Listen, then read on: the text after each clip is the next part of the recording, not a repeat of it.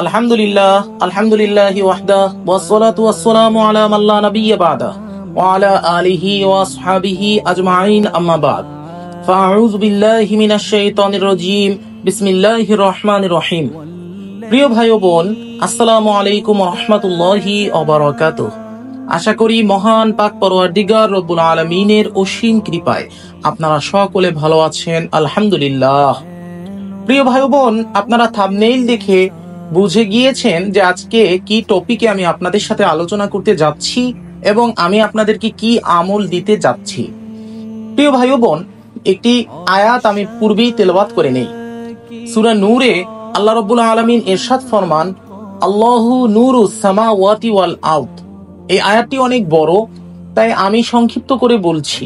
এই আয়াতের মাঝে আরো একটি এমন শব্দ রয়েছে, নূরুন আলা নূর। প্রিয় ভাই বোন, এর অর্থ হচ্ছে আল্লাহ আসমান জমিনের আলো। নূরুন আলা নূর, আল্লাহু নূরুস সামাওয়াতি ওয়াল আরদ, মানে আল্লাহ আসমান জমিনের আলো। আর নূরুন আলা নূর এখানে হচ্ছে আলোই আলো বা আলোর মতো আলো বা আলোর উপরে আলো। কথা বুঝতে পেরেছেন? প্রিয় ভাই বোন, মানব চক্ষু দিয়ে কখনো বাস্তবিক অর্থে মহান পাক পরওয়ারদিগার রব্বুল আলামিনকে দর্শন করা সম্ভব নয়। এই চর্মচক্ষু দিয়ে কোনো মানুষ কখনো মহান পাক পরওয়ারদিগার রব্বুল আলামিনকে দর্শন করতে পারে না। কিন্তু মহান পাক পরওয়ারদিগার রব্বুল আলামিনের নূরের কিছু কণা দর্শন করা অবশ্যই সম্ভব।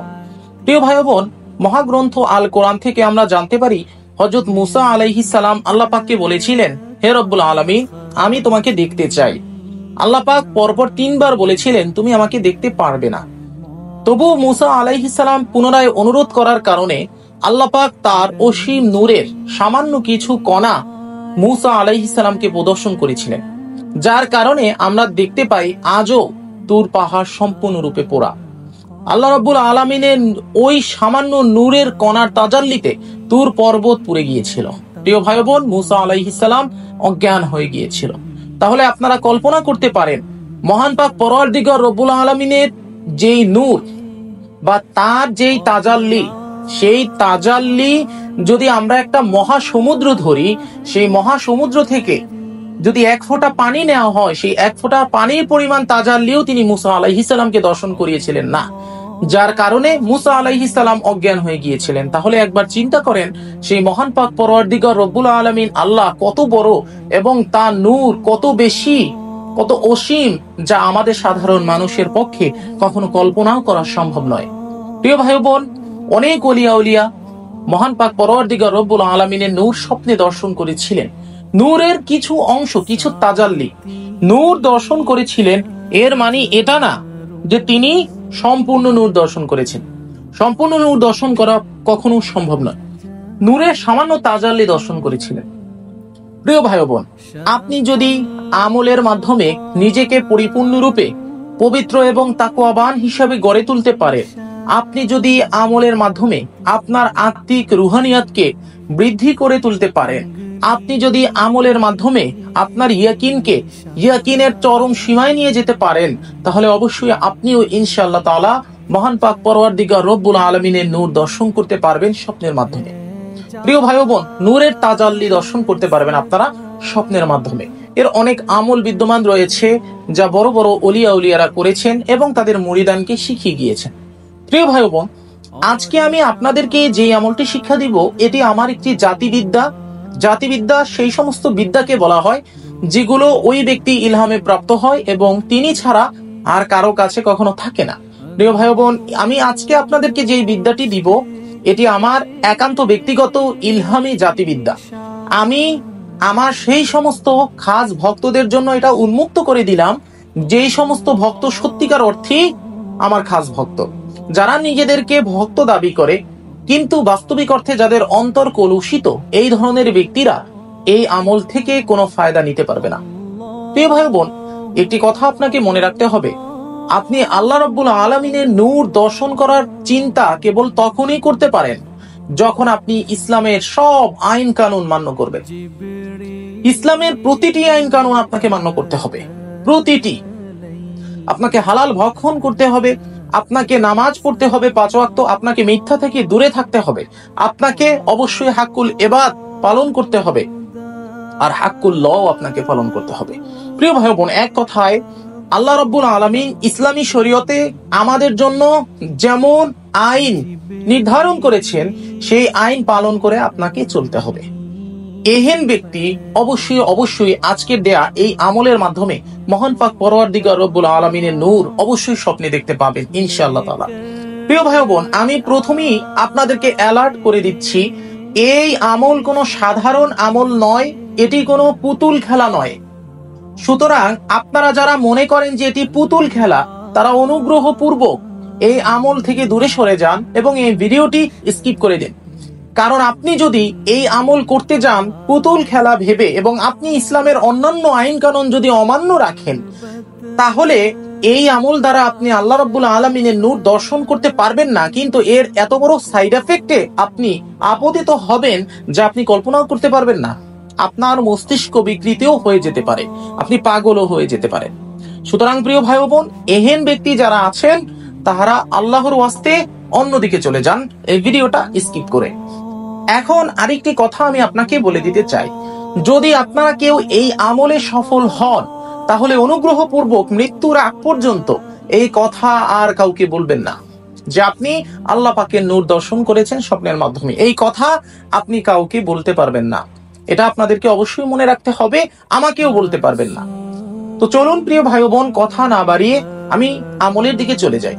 একটি জিনিস মনে রাখতে হবে, মানুষ যখন ঘুমন্ত অবস্থায় থাকে তখন তার চর্মচক্ষু তথা নাফসিয়াত সম্পূর্ণরূপে ঘুমন্ত অবস্থায় থাকে, মৃত অবস্থায় থাকে, কিন্তু তার অন্তরে, তার ভিতরে যে আত্মা বসবাস করে বা যেই রূহ তার ভিতরে অবস্থান করে, সেই রূহ কিন্তু তখন জাগ্রত থাকে এবং এই রূহের চোখ দ্বারাই আপনারা আল্লাহ রাব্বুল আলামিনের নূর দর্শন করতে পারবেন ইনশাআল্লাহ তাআলা।